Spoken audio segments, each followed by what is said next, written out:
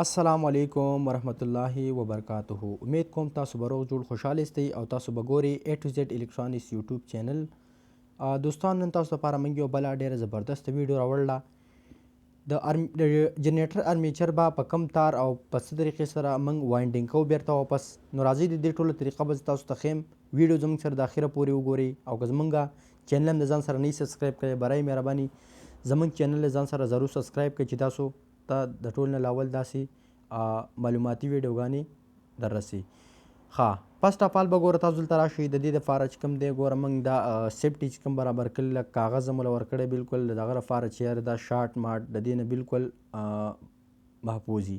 په دې طریقې سره به دې نه کاغذ تاوهئ. بیا به دلته راځو ګوره دا موږ جوړو د سیلور نه. سیلور تار چې کوم دی په دې کې لګي ټوټل په دې کې د تنبیه نه چې دا قلم تاسو جوړوئ په دې کې 1 کیلو لګي لکه نیم کیلو په یو سایډ کې نیم کیلو په بل سایډ کې برای نو د دې نه سیلور نه چې کله جوړوئ نو په دې کې به لګي ټوټل 300 ګرام سیلور.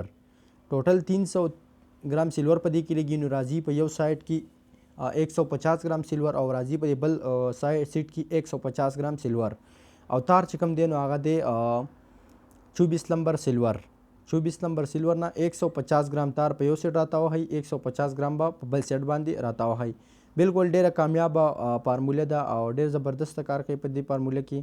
نو راځئ په دې طریقې سره به تاوهئ خو یو کار به کوئ چې ډیر زیات چې کوم دی نو تار به دغه کوئ نه اکثر دا بیا کټ کیږي او چې کله هم راتاوهئ نو ډیر په طریقې سره چې دغه کیږي نه چې ډیله نه وي.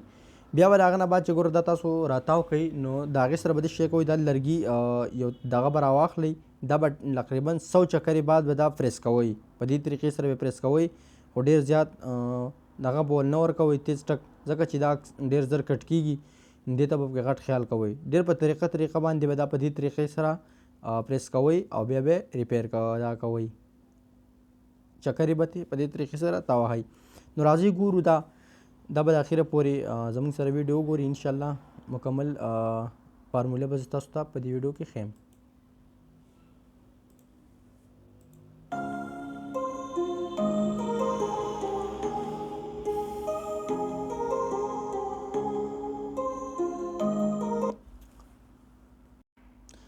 بیا چې تاسو ګوره دلته راشئ که نه نو دلته دا کویل به ګوره د دې نه به کنیکشن په دې طریقه راواړوئ بیا به الټه لاړ شئ. یو کویل سیده تاویږي او بل الټه چکر. یو سیده بل الټه نه ګوره دغه نه موږ سید راووختو اوس دا چکر زموږ داسې شو وختي دا بل شانته او اوس داسې شو. نو په دې طریقه باندې به لګوئ. اکثر داسې چې دواړه کویلونه سیده تاو شي نو بیا بجلي نه وباسي بالکل مسله جوړوي. نو په دې طریقې سره بېرته دا بل کویل راتاو کوئ. صحیح ده. نه ګوره زه څنګه راووختم. صحیح ده.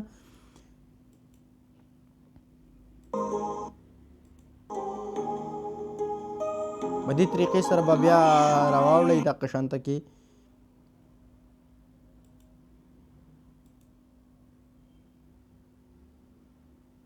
خو کوشش دا کوئ چې ستاسو نه تار چې کوم دی هغه سکریچ نه شي یا تار روان وانه وړي. د دې سره به غټ احتیاط کوئ. بیا چې ګورئ دا زموږ سره دا کویل چې کوم دی نو هم پوره شو. زه تاسو ته ویډیو بالکل داسې ښیم چې شارټ کاټ ځکه چې بیا ډېر زیات ټیم خرابوي. په دغه طریقې سره زموږ دا کویل هم پوره شو.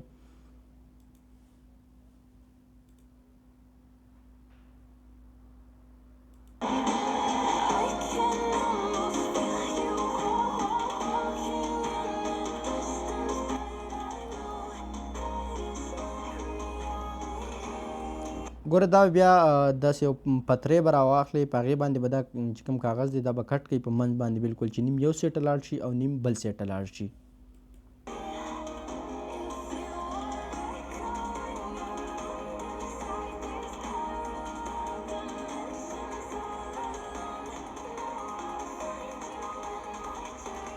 د دې نه چې دا کوم یو سایډ دی دا به په قینچۍ باندې کټ کړئ او دا بل به بیا دومره کټ کړئ چې دې نه لاندې بالکل په دې طریقې سره ورفریش شي. صحیح ده.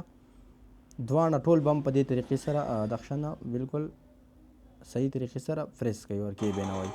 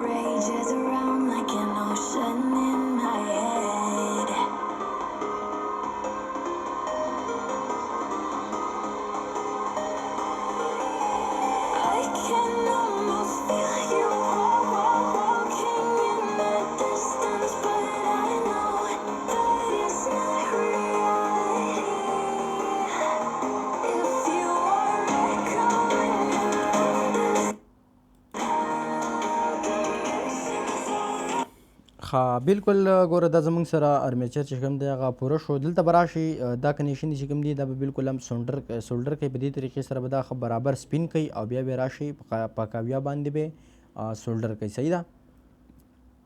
دا بالکل مضبوط ولګوئ. اکثر دا لوز وي نو بیا چې کله جنریټر سټارټ وي دلته سپارکینګ مسله پکې راځي، بجلي بیا پړقوي. نو دې سره غټ احتیاط کوئ دا په صحیح طریقې سره چې کوم دی دې له سولډر کاویا باندې ښه مضبوطوئ. صحیح ده. ډېر ایزي او اسانه طریقه ده بالکل.